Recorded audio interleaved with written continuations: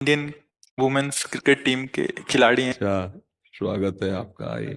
राधे राधे श्याम, राधे श्याम। क्या स्वागत करें आपका? आपके दर्शन हो गए, वही हमारा स्वागत हो गया महाराज जी। इन सब बच्चों को वो श्री जी का दुपट्टा ओढ़ाओ और सबको प्रसाद दो, सब बच्चों को दो। और अपनी तरफ से सबसे प्रार्थना करते हैं कि कोई व्यसन जीवन में जिसके नहीं होता और जिसके आचरण पवित्र होते हैं और उत्साह हृदय में निरंतर होता है, वो लौकिक और पारलौकिक किसी भी उन्नति की चरम सीमा तक जा सकता है। ये इसमें स्त्री या पुरुष का भेद नहीं है।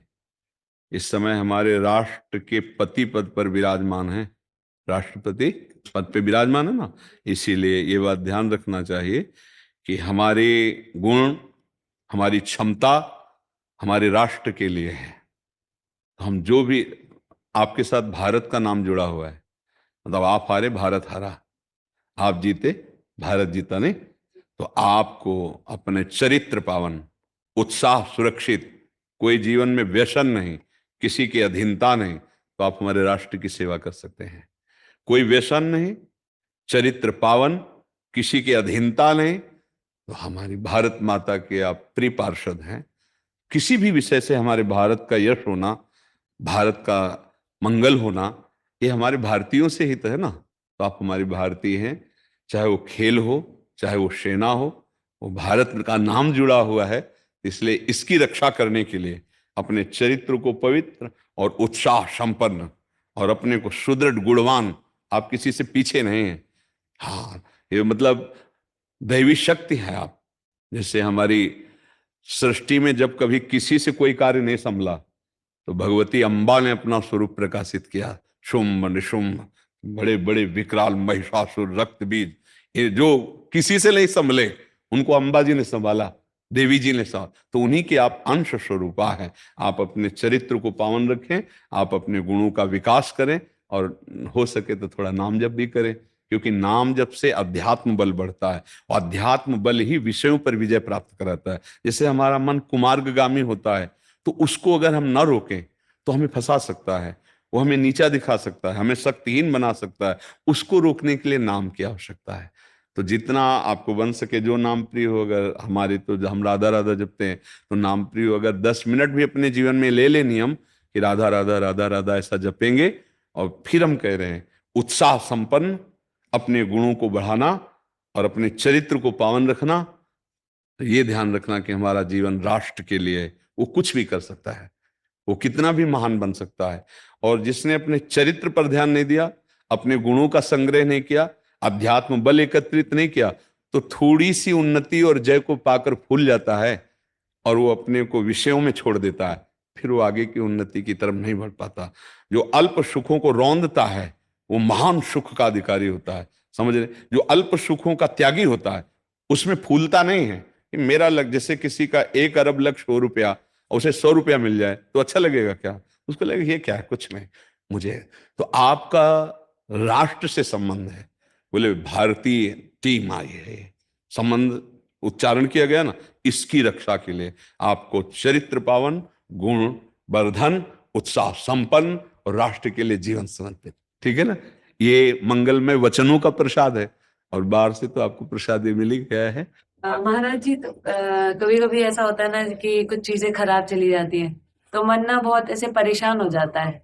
हाँ, उसी परेशानी के लिए कहा राधा राधा, क्योंकि देखो हर कार्य में सदैव विजय नहीं मिलती। सुख दुखे समय कृत्वा लाभा लाभो जया जयो। जय माने होती विजय, अजय माने होती पराजय। कभी पराजय होगी तो कभी जय होगी, कभी लाभ होगा तो कभी हानि होगी, कभी सुख होगा तो कभी दुख होगा। यह सृष्टि का क्रम है। बड़े अच्छे खिलाड़ी अच्छे खेलने पर भी कभी कभी हार आ जाती है, उसमें निराश नहीं होना चाहिए। समाज तो केवल विजय का साथ देगा, पक्का समझना, लेकिन अध्यात्म बल और आपका गुण उत्साह, इसीलिए शब्दों पर संतों के ध्यान दिया जाता है।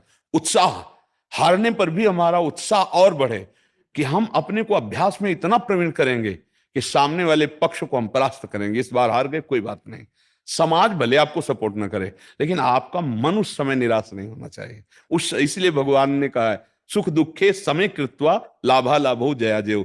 सुख और दुख में, लाभ और हानि में, हार और जीत में, हे अर्जुन समान भाव रखकर युद्ध कर और मैं कहता हूं कि तू विजय प्राप्त करेगा।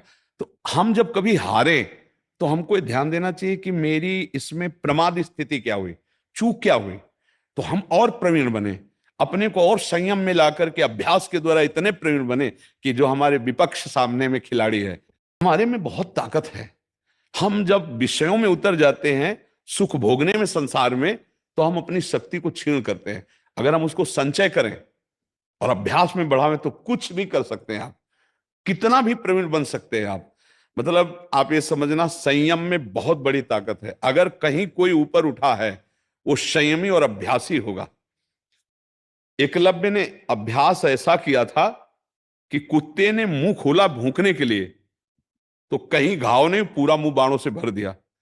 अर्जुन ने कहा कि मैं सर्वश्रेष्ठ धनुर्धर हूं, ऐसा अभ्यास तो मतलब मेरे से नहीं हो सकता कि घाव नहीं और पूरा मुंह भर गया। तब देखा उनका, वीर तुम किसके शिष्य हो? उनका द्रोणाचार्य। बोले शिष्य तो मैं हूं द्रोणाचार्य जी का। आप कब? तो मूर्ति की पूजा करके मिट्टी की बना के वो इतना बड़ा धनुर्धर बन गया। हम क्या अभ्यास के द्वारा क्या नहीं कर सकते?